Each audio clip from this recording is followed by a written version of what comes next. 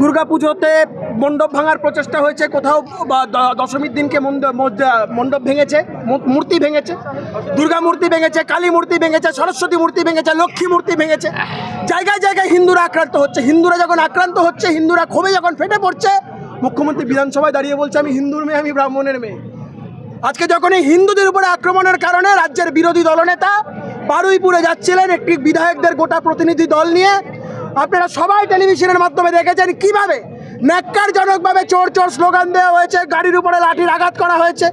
শুধুমাত্র উনার কেন্দ্রীয় সুরক্ষা আছে বলে উনি প্রাণে বেঁচে আছেন। এই বিরোধী দলনেতার উপরে এই প্রাণঘাতী হামলার প্রতিবাদ কোচবিহার থেকে সুন্দরবন সব জায়গায় হচ্ছে। মমতা বন্দ্যোপাধ্যায় আগুন নিয়ে খেলছেন। মমতা বন্দ্যোপাধ্যায় জানেন না এর ফল কী হবে। সংখ্যাগরিষ্ঠ হিন্দু সমাজ জাগছে।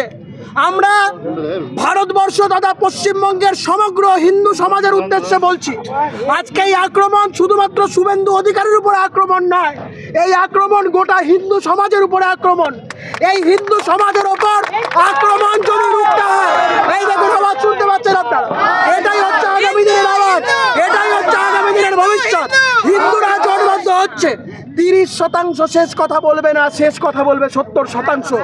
যারা 30% নিয়ে লাফালাফি করছে তারা যেন মাথায় রাখে 70% ভোট বন্ধ হলে তার ফল কি হবে। আমরা হিন্দু সমাজকে ঐক্যবদ্ধ হওয়ার ডাক দিচ্ছি। আর শুভেন্দু অধিকারীর উপর এই হামলা শুধু শুভেন্দু অধিকারীর উপর হামলা নয়, গোটা হিন্দু সমাজের উপর হামলা।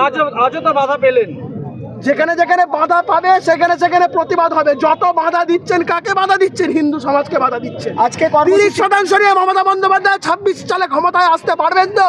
হিন্দু সমাজ এই প্রশ্নের জবাব দেবে। 26-এ হিন্দু সমাজ ঐক্যবদ্ধ হচ্ছে। 70% বেশি না, 30% বেশি মানুষ বুঝিয়ে দেবে। আজকে কি করবেন? এখন কি করবেন? অবরোধ করবো, অবস্থান করবো, অবরোধ করবো, অবস্থান করবো। এই ন্যাক্কারজনক ঘটনার বিরুদ্ধে আমরা নিজেরা আলাপ আলোচনা করে যাতে পাবলিকেরও বেশি সঙ্গে দফায় দফায় ও চাকর বাকর কি করার আছে।